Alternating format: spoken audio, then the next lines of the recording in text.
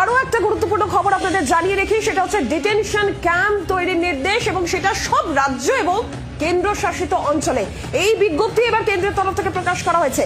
সব রাজ্যে detention camp তৈরির নির্দেশ কেন্দ্রীয় স্বরাষ্ট্র মন্ত্রকের। সব রাজ্য এবং কেন্দ্রশাসিত অঞ্চলে এবার বিদেশিদের জন্য ডিটেনশন সেন্টার।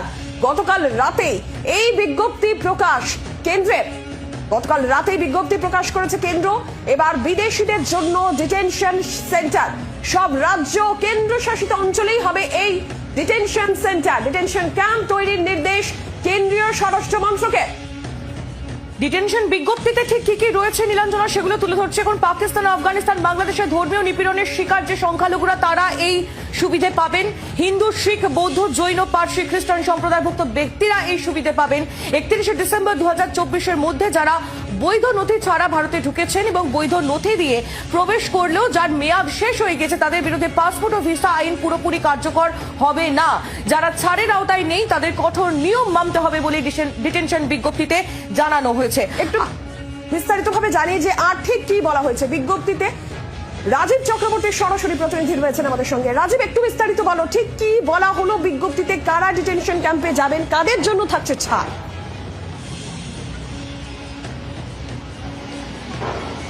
দেখো, এই ডিটেনশন ক্যাম্পের খবর বা যে প্রশ্ন তোমার, তার উত্তর দেওয়ার আগে একটা কথা জানিয়ে দিই যে আমাদের দেশে নতুন একটি সংশোধিত আইন চালু হয়েছে, যেটি ঠিক আজ থেকে দুদিন আগে চালু হয়েছে, যেটি বিদেশি এবং অভিবাসন সংক্রান্ত আইন।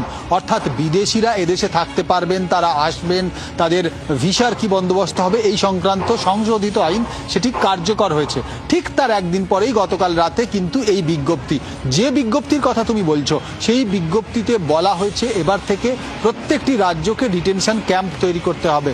এতদিন পর্যন্ত যা ছিল শুধুমাত্র অসমে এনআরসি চালু হওয়ার পর ডিটেনশন ক্যাম্প। এই ডিটেনশন ক্যাম্প আসলে কি, যদি তোমাকে বা আমাকে সন্দেহ হয় আমরা বিদেশি নাগরিক, আমরা যদি নথি দেখাতে না পারি, সঠিক তথ্য না পেশ করতে পারি, নথি না দেখাতে পারলে স্থান হবে আমাদের ডিটেনশন ক্যাম্পে। সে তারপর বিচার হবে বিশেষ ট্রাইব্যুনালে। বিশেষ ট্রাইব্যুনালে বিচার হওয়ার পর্যন্ত, অর্থাৎ একেবারে সব কিছু খতিয়ে দেখা পর্যন্ত থাকতে হবে এই ডিটেনশন ক্যাম্পে।